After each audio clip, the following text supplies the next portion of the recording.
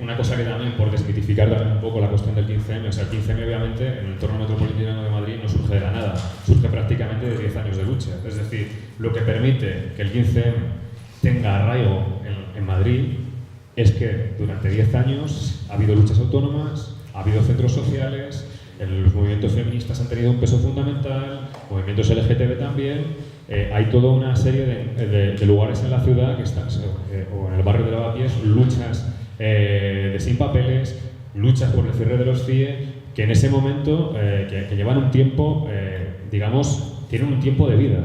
Lo que sucede es que cuando el 15M se empieza a territorializar, ya hay antagonismos y conflictos que dan cuerpo a toda esa marea. Entonces, el 15M muchas veces se redacta como de repente todos despertamos. Bueno, es decir, hay un trabajo de militancia previo muy largo, duro, extenso, de prácticamente una década de movilizaciones mucho más locales y mucho más minoritarias, desde luego, esto es así, pero que es lo que permite luego que haya tanta cohesión en una onda, si queréis, un poco más larga.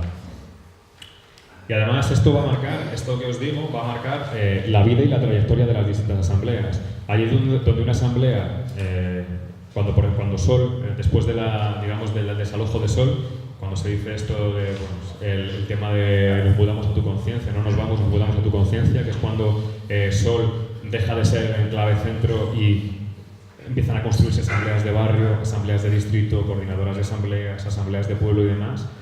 Las asambleas que tienen verdadera trayectoria, las que sobreviven, las que duran 3 años, duran prácticamente todo el ciclo, son esas asambleas que realmente caen en un espacio que ya tiene un trabajo previo. Un trabajo previo y donde la asamblea además sabe vincularse a los antagonismos, por ejemplo, a las mareas, a la marea blanca, a la marea verde, a las luchas barriales. Es donde realmente al final las asambleas van a tener trayectoria. Yo os voy a poner un ejemplo muy, o sea, si queréis, muy gráfico de esto. En mi pueblo, en Cienpozuelos, o sea, antes del 15M ya había habido 3 ocupaciones, había habido 3 centros sociales, un pueblo de 24.000 habitantes. Y lo primero que hizo la asamblea fue mapear los conflictos del territorio.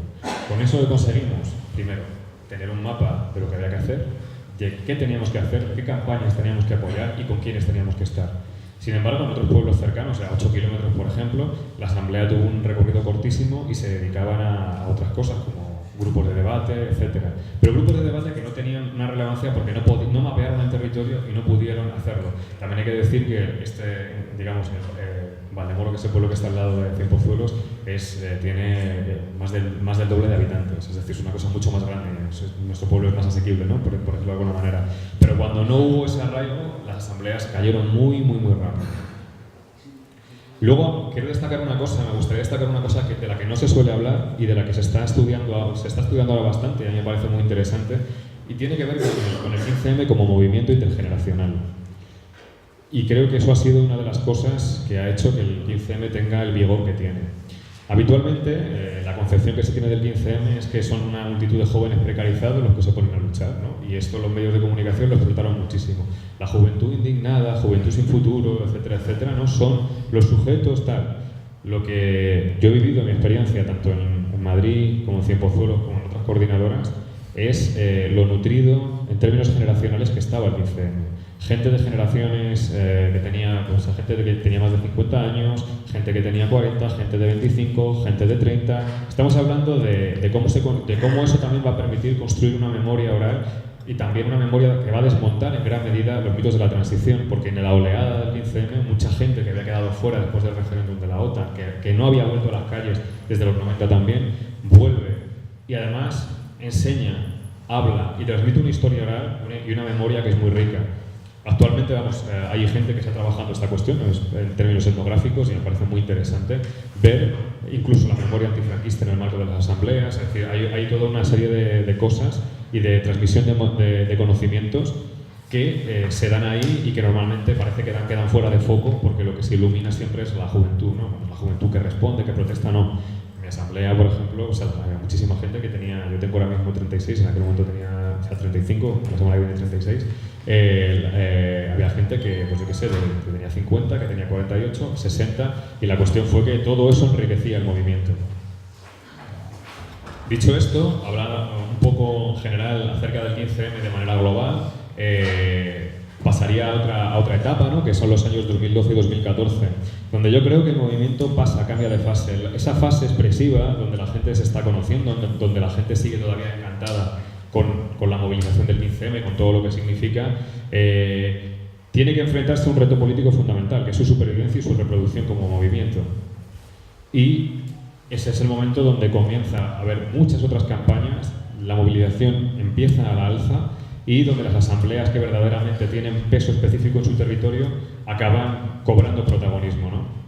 Yo creo que una de las cosas características de todo este periodo, desde el principio del 15M, pero también de este momento, digamos, de esta fase más organizativa, es que la costumbre de articularse como un enjambre, es decir, como un enjambre en las redes y como un enjambre en las calles, crece. Y eso dota al movimiento de una capacidad, digamos, de acción frente a, por ejemplo, los poderes represivos o frente a las delegaciones de gobierno. Es decir, por ejemplo, cosas como cambiar rutas de manifestación de repente, acampar en lugares inesperados, ocupar plazas sin moverte, escenificar la no violencia cuando hay cámaras. Es decir, toda una serie de cosas que empiezan a hacer pozo y que forman, yo creo, cada vez más un aprendizaje político y construyen una cultura de la protesta propiamente del 15M. Y yo creo que eso es uno de los elementos que en todo el ciclo 2012-2014 empieza, adquiere músculo.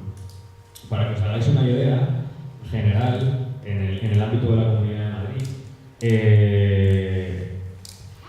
en 2013 el número de manifestaciones fueron 4.000. O sea, fue una cosa tremenda. Es decir, toda esta dinámica de territorialización permitía mapear mucho mejor lo que estaba sucediendo y permitía lanzar campañas cada vez mayores y además campañas que, al estar tan bien conectadas las asambleas durante un tiempo, hacía que pudiera haber unas concentraciones masivas en cualquier parte. En el caso de Madrid fue bastante tremendo. Yo recuerdo manifestaciones en agosto, masivas, lo cual es una locura. O sea, en Madrid jamás lo había visto nada así. Y además antirrepresivas, es decir, contra la represión que había habido contra compañeras y compañeros. O sea, en 2012 en general hubo 36.000 manifestaciones en todo el Estado español. Y desde que empezó a gobernar Rajoy, digamos, en ese primer año, en ese 2012, eran 120 manifestaciones o concentraciones diarias. Estamos hablando de un proceso de movilización, yo creo que inédito, a un nivel enorme. Por otra parte, yo creo que hay un momento, hay como dos momentos que son muy importantes entre el 2012 y el 2014. A mí uno de los que me parecen esenciales, es, y que responde sobre todo a la modificación del artículo 135 de la Constitución con agostidad y alevosía por parte del PSOE y el PP, ¿no? En 2011. O sea, esto marca una nueva etapa de conflictividad cada vez más fuerte, pero uno de los conflictos de 2012 más potentes es el rodeo del Congreso. O sea, el rodeo del Congreso me parece un hito muy importante por muchas razones. Primero, me parece que es un hito porque delimita muy bien, no sé si os acordáis, pero vamos, delimita muy bien qué es el pueblo y quién es la clase política. Durante prácticamente año y medio, o sea, no se puede acceder al Congreso de los Diputados, está todo vallado, mientras la ciudadanía se tiene que manifestar fuera. Marca claramente lo que está sucediendo en la sociedad. Un alejamiento totalmente brutal de las instituciones, y la ciudadanía. Y además un alejamiento represivo, porque es un alejamiento que se hace con antidisturbios mediante, ¿no? Constantemente. Si os acordáis, el 25S, lo que sucedió además fue que en Madrid Cifuentes se aplicó prácticamente una ley de excepción, que es que se podía registrar autobuses, se podía parar autobuses, se podía cachear a la gente en todas las entradas de Madrid para que la manifestación no tuviera éxito. Por otra parte, se entró en el retiro a golpes, se disolvió asambleas, y en un contexto claramente represivo y prácticamente fascista, donde eso jamás se había visto hasta entonces, ¿no? Esa violencia con la que se intervenía en cualquier espacio. Lo interesante del rodeo del Congreso, yo creo, es que pone como varios elementos o varias demandas en el centro. Una de ellas es la necesidad de un proceso constituyente, que yo creo que esto marca además una madurez política importante del 15M, es decir, el 15M ya no es el movimiento solo de los indignados, sino que tiene apuestas políticas claras que puede escenificar además frente al Parlamento y rodeando el Parlamento y mostrando que el pueblo está fuera del Parlamento. Una auditoría de la deuda pública, que es otra de las cuestiones que sale en el rodeo del Congreso, una reforma de la ley electoral, la derogación inmediata de los recortes y del 135, y de la modificación del 135, la derogación de la amnistía fiscal. la supresión de los privilegios de la casta política también, y la paralización de los desahucios, además de crear empleos sostenibles y propiciar una economía que desde luego tenga que ver más con la economía social que con el capitalismo desaforado y el neoliberalismo. Dentro de este marco, además, yo creo que surge un agente nuevo dentro del ámbito de los movimientos que también yo creo que nos toca pensarlo actualmente, que son las mareas. Es decir, en un momento dado, por ejemplo, voy a hablar un poco quizá de la marea blanca, que es que la tengo bastante cercana porque participé en varias de las manifestaciones de la marea. Hay una cosa que sucede y es que, yo os digo, o sea, después del 25S para mí se entra en un proceso de cada vez mayor madurez política, los repertorios políticos son cada vez más potentes y yo creo que las mareas es un sujeto que obedece a esta nueva composición social del movimiento y a esta nueva madurez política del movimiento. Las mareas son capaces de aunar sindicatos, usuarios y trabajadores y trabajadoras. Es una cosa tremendamente novedosa para defender, por ejemplo, la sanidad pública. Muchísimos usuarios y usuarias se van a la marea, sindicatos y asambleas sindicales se van a la marea, trabajadores y trabajadoras se van a la marea. Y se construye un sujeto que es muy flexible y que es capaz de llevar las demandas mucho más lejos que los sindicatos, porque utiliza la presión social y no una presión puramente de carácter laboral o administrativo, que está incluida también en las mareas.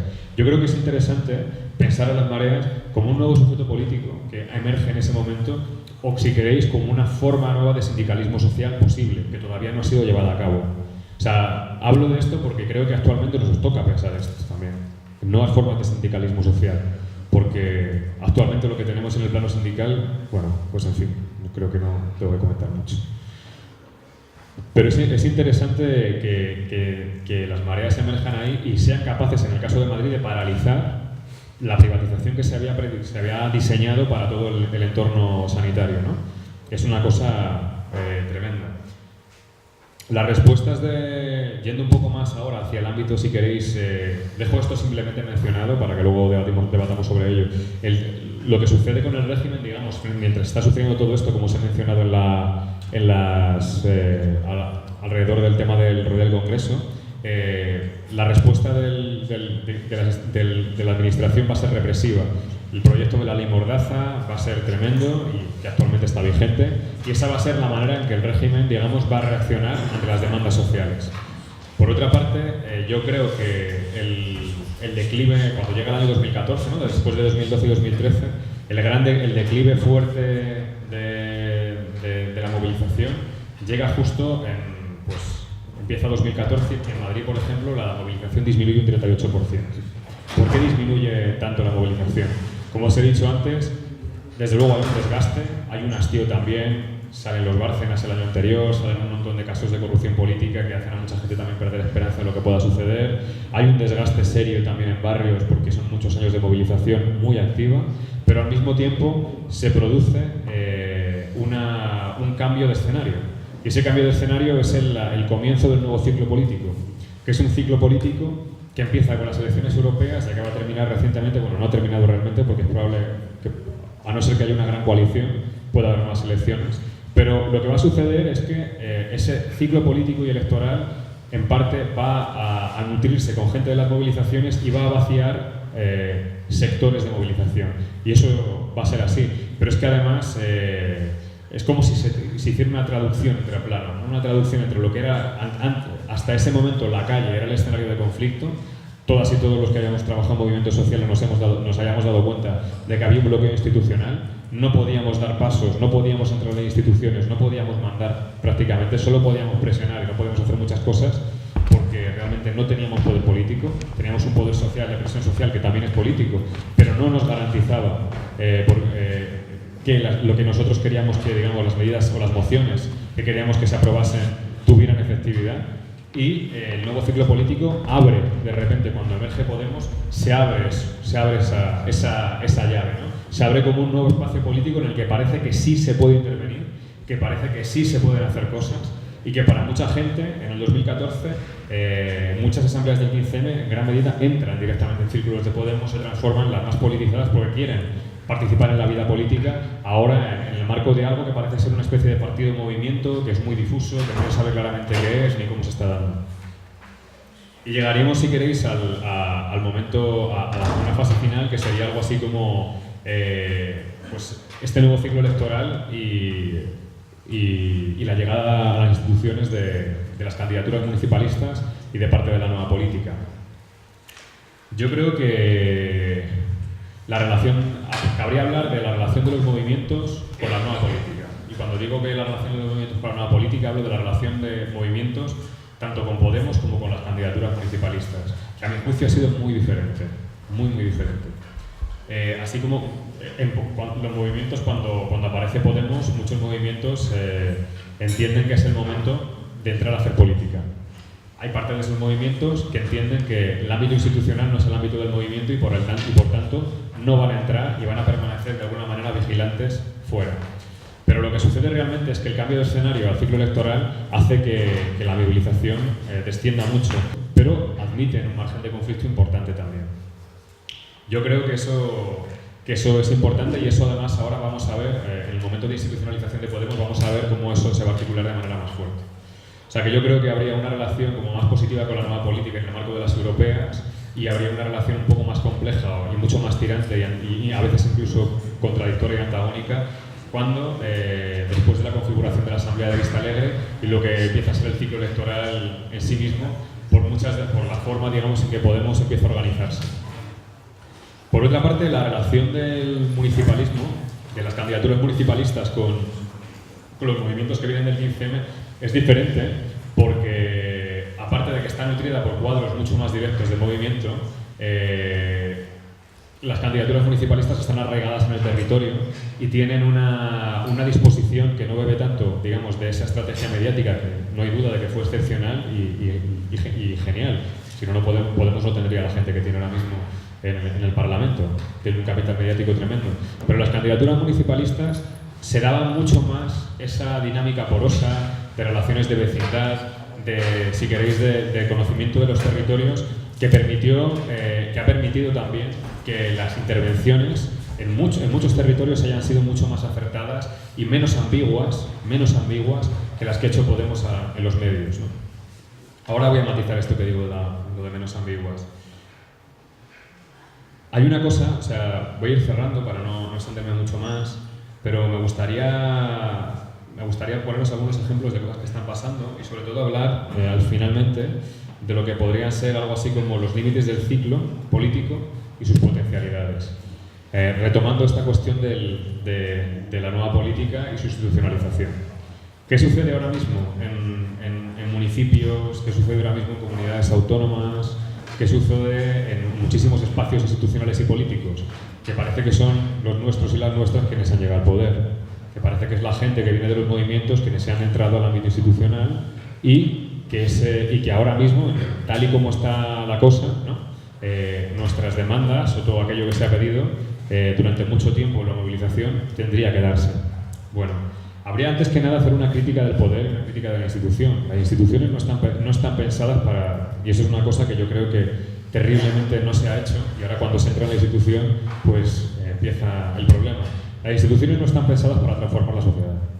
Las instituciones están pensadas para reproducir lo que tenemos y que ha sido durante muchísimo tiempo un modelo productivo clientelar vinculado al ladrillo, con redes clientelares muy definidas y que además los ayuntamientos, en este caso, están capados desde la transición, es decir, tienen un bajo poder económico y además están tremendamente limitados y todavía más limitados después de la última reforma de la administración local que se hizo desde el 2013. Entonces, hay una dificultad impresionante para poder realizar cosas. Pero esto no es excusa. Esto que os digo no trato de que sea una excusa para decir, bueno, nuestros compañeros pobrecillos cómo lo están pasando ahí dentro, etcétera, etcétera. No se trata de eso. Sino que se trata de que hay que entender cuáles son los límites de la institución, pero también hay que entender que hay programas políticos por los cuales se ha llegado a la institución.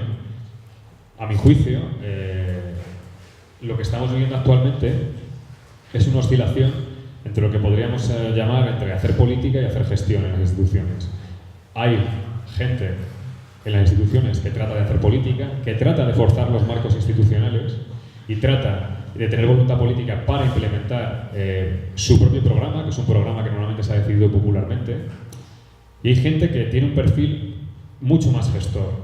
Es decir, llegan, entran y realmente la institución parece que se convierten en más institucionales que la institución. Lo estoy diciendo de manera muy si queréis, sencilla, más complejo, pero es algo que se ve, por ejemplo, en Madrid se ve constantemente. Es una cosa que se ve claramente. Y ello provoca no solo el descontento de la gente, sino también incluso la rabia, porque se reacciona mal a situaciones y a problemas. Voy a poneros un par de ejemplos que yo creo que son muy sonados y que vais inmediatamente a entender.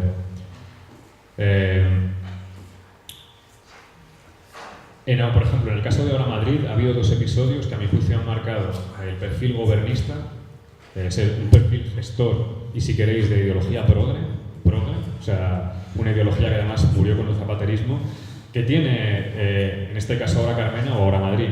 O sea, sé que esto sufre una crítica así dura, pero me parece que estamos para esto, si no, pues vamos a dejarnos de tonterías, ¿no? El primer caso es el de Guillermo Zapata, que, como todos sabéis, fue un caso sonado por una serie de chistes. La derecha coge.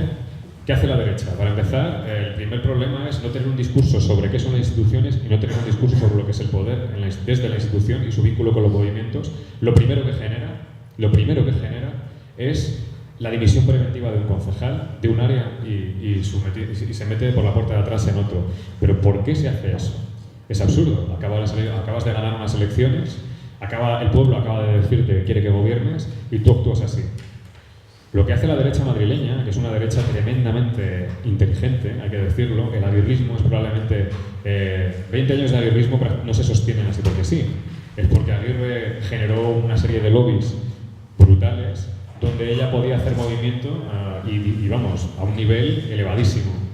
¿Qué hace la derecha? Inmediatamente saca esto, lo convierte en una guerra cultural y al convertirlo en una batalla cultural hace que Ahora Madrid asuma un marco progre y, por la cuestión del supuesto antisemitismo, que era una tontería como la copa de un pino de Guillermo Zapata, opere una crisis. Algo tremendo. ¿Qué ocurre? En ese momento que estamos viendo los primeros efectos de la institucionalización. La manera de sucumbir de un nuevo ayuntamiento del cambio ante una guerra cultural que no tiene, o sea, realmente una posición de autoridad de, perdonen, aquí estoy gobernando yo, ya pueden decir ustedes lo que quieran, aquí no va a decir nadie. Un golpe de este tipo no se da y simplemente se asume el marco de la derecha y se le da a la derecha lo que quiere. Obviamente, cuando a la derecha se le da lo que quiere, va a pedir más, es así. Y el último caso, a mi juicio, sangrante y problemático ha sido el de los titiriteros. Como sabéis, en Madrid ha sido una cosa brutal, donde además hemos asistido a un discurso más, ¿cómo decirlo?, más punitivo todavía que no sé, o sea, lo que se ha hecho es una denuncia, se hizo una denuncia preventiva. Es decir, vamos a ser más papistas que el Papa. La ultraderecha denuncia que los titiriteros son terroristas por sacar una pancarta donde pone Gora Alcaeta, ¿no? Que además es una burla en el marco de un teatro, que es una cosa que es absurda. Y lo que se hace es denunciar a los propios titiriteros desde el ayuntamiento, asumir de alguna manera lo que la derecha está exigiendo, donde además estas personas acaban en el régimen FIES y acaban además, o sea, como si fueran terroristas por una estupidez impresionante, ¿no? Marco estos dos elementos porque yo creo que son dos cosas que estamos viendo actualmente y vemos también cuáles son los límites de la institución para operar y cuáles son los límites del movimiento. ¿Qué pasó? Que el movimiento, en el caso de los titiriteros, masivamente les defendió. Les defendió por encima de Podemos, por encima de un montón de cosas y al final el sentido común entendió en gran medida que era absurdo, que era una locura. El problema para mí es que desde Podemos y desde algunos ayuntamientos del cambio se asuma un marco progre en este sentido porque al final es un marco perdedor y es un marco que va a reincidir en la reproducción de la gestión y a mi juicio también es un límite de que el sujeto hegemónico del 15M sean las clases medias. No, es una cosa así. Luego, por otra parte, me parece que habría, o sea, si nos ponemos a pensar, o sea, de manera, si queréis, muy ambiciosa, y lo dejo para el debate, ¿qué tiene que hacer o cuáles son algunos de los retos del movimiento y del municipalismo? A mí me parece que son tres. Primero, normalizar que el conflicto abierto o sea, es algo democrático, habitual y normal.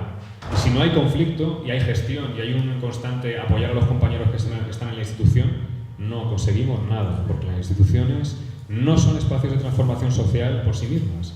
Las instituciones solo pueden funcionar y solo pueden transformar socialmente un marco o algo si hay un músculo social fuerte que entra en contradicción muchas veces con la institución, a pesar de que sean nuestras compañeras y compañeros quienes estén ahí. Y esto es importante asumirlo, porque si no lo asumimos, estamos regalando instituciones a gente que va a acabar quemada, va a acabar formando parte de una institución que realmente reproduce lo mismo, que solo gestiona presupuestos, que realmente se ocupa de un marco de gestión tremendamente limitado si nos vamos a los ayuntamientos, y no hace política. Si os dais cuenta, no se hace política muchas veces. Entonces, eso es una de las cosas, asumir que el conflicto y la tensión es algo normal democráticamente y que no nos llamen, como he visto a veces, marginales, traidores, etc. O sea, que también hay discursos desde Podemos que son bastante terribles en algunas ocasiones. Luego, por otra parte, me parece que para pensar esta relación entre el movimiento y institución requiere pensar actualmente y requiere plantearse qué son los contrapoderes y qué es constituir un contrapoder. Un contrapoder estable que pueda ser vigilante y que pueda pugnar porque los programas políticos se lleven a efecto, ¿no? Y que pueda además intervenir y tener un músculo social suficiente como para intervenir en el marco institucional a través de su presión. Yo creo que hay que pensar en una lógica de contrapoderes cada vez más para que programas y personas obedezcan. Es decir, para crear una dinámica del mandar obedeciendo, ¿no? Esa es la cuestión un poco que yo creo que es importante. Y luego hay una cosa, y hay otro detalle que me parece importante, que no hay que confundir, y que creo que se está confundiendo mucho, y a mí me parece muy problemático, y es que las nuevas dinámicas de participación que generan los ayuntamientos y que se están generando, que son dinámicas de participación a veces que parecen mediáticamente de mucha intensidad y a la hora de la verdad no tienen tanta intensidad.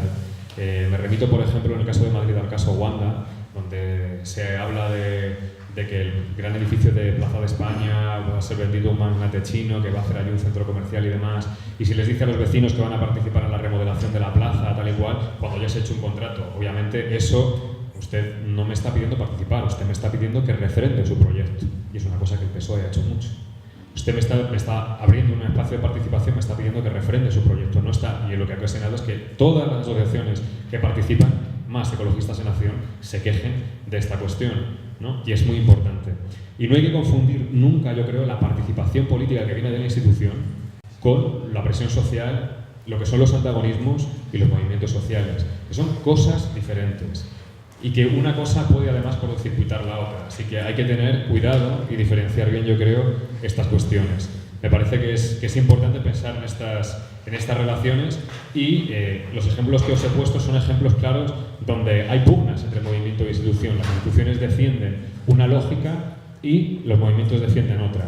La resultante de esto, teniendo también a la derecha y teniendo también otras fuerzas políticas, puede ser muy diversa, ¿no? Puede ser muy diversa. Pero lo que yo veo claramente es que a lo que vamos ahora mismo, en este momento, y una cosa que nos toca pensar de manera seria, es cómo los movimientos sociales realmente pueden llevar a efecto sus demandas en un contexto que principalmente está abierto para que eso sea, ¿no? Pero donde se encuentran constantemente bloqueos, día sí, día también. Yo creo que hay que pensar en esa lógica de contrapoder, que luego podemos hablar cómo puede constituirse, podemos darle más vueltas si queréis, pero me parece que esto va a marcar bastante la nueva fase. Y por cerrar, solo decir una cosa. O sea, veis que un personaje, por ejemplo, tan potente como Ada Colau, ¿no? Ada Colau, en relación con Manuela Carmena, pues no es, Es decir, Manuela Carmena tiene un perfil muchísimo más conservador, un perfil muchísimo más de jueza, más progre, pero Ada Colau no. Lo que está sucediendo actualmente, lo que ha sucedido con CGT en Barcelona, vamos, ha sido una cosa tremenda, donde se pide que se paralice la huelga para negociar, es decir, una serie de comportamientos un tanto, en fin, muy patronales, y por otra parte la persecución que está habiendo de manteros otra vez actualmente en términos punitivos, otra vez en Barcelona. Creo que este tipo de elementos nos dan un poco el perfil de cuáles son los problemas que nos vamos a encontrar actualmente, ¿no? Y muchísimas gracias.